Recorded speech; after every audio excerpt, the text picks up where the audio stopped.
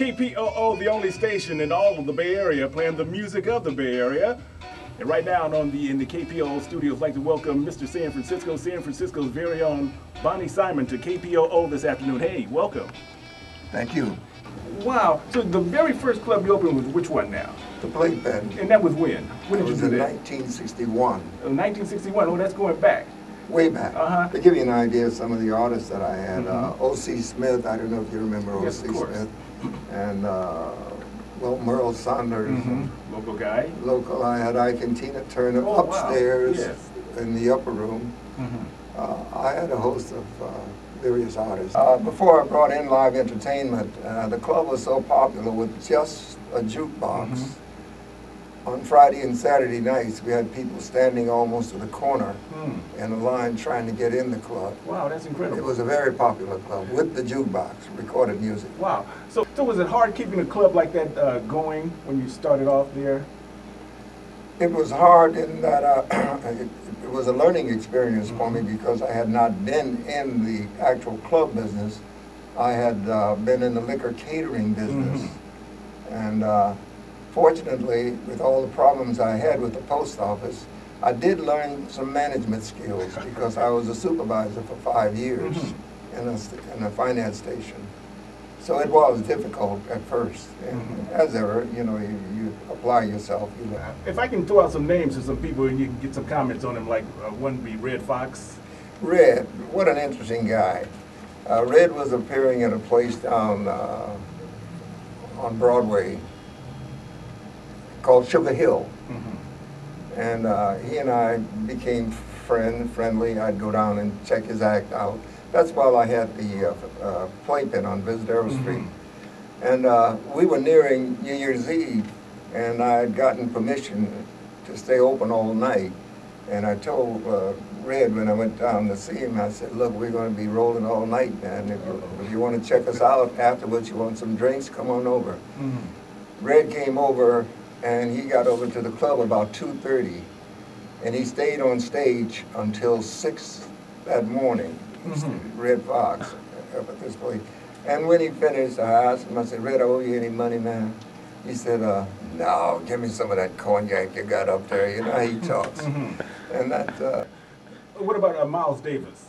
Miles was a good friend. He was a good friend of mine. Yes. We were friendly. Sly Stone, of course, from the Bay Area. Sly got his first shot at music, public shot, at the upper room that I had above the Playpen. Yes. My son Mark came to me. He was a close friend of Sly, and he asked me if they could use the upper room on Sunday afternoons to do some shows. Well, I wasn't interested in Sly. I was really interested in getting my son Mark involved in something, and I thought it was a good idea. I even went out and bought him a trumpet. Oh, is that so? Wow. Yeah, and he never learned to play it.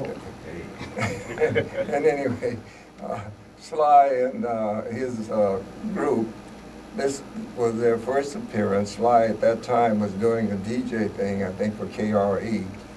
And the deal was they were supposed to cut me in on half the door. I think they charged like $2 to get in.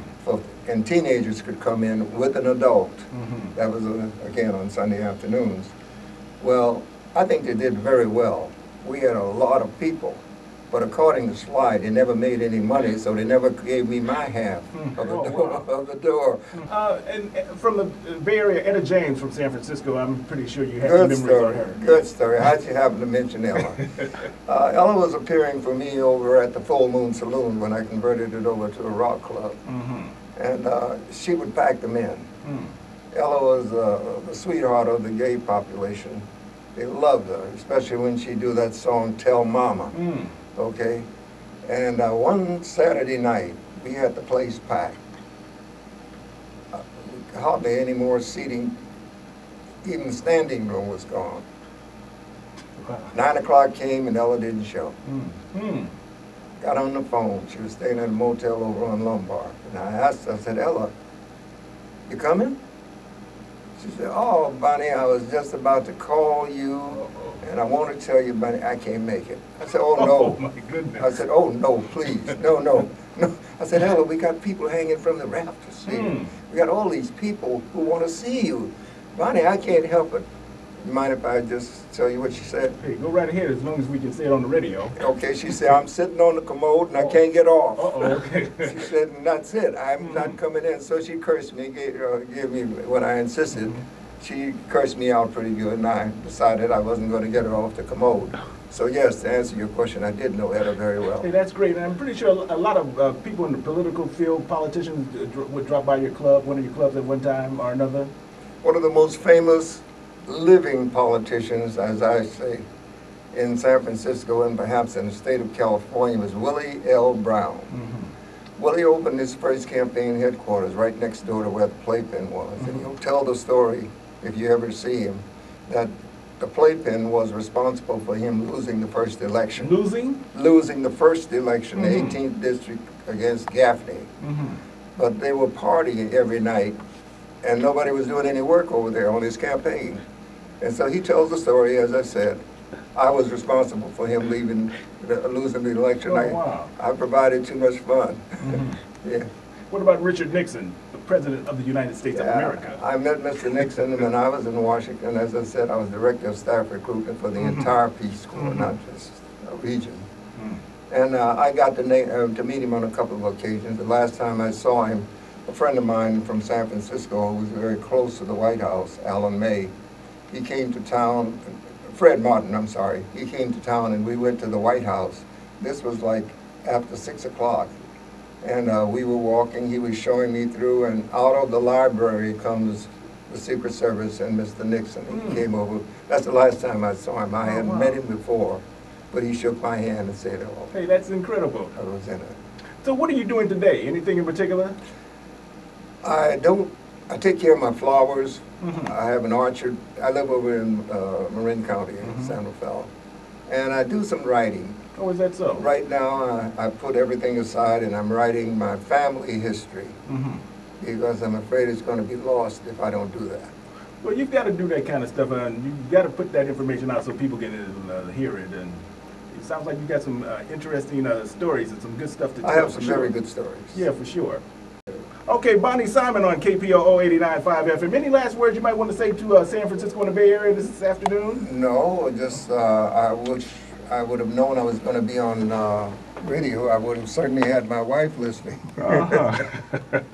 Hey, that's great. I'd like to thank you for dropping by. And one last... Yeah, Maya Angelou and I, actually she says it's Angelo now. I'm not sure how you pronounce it.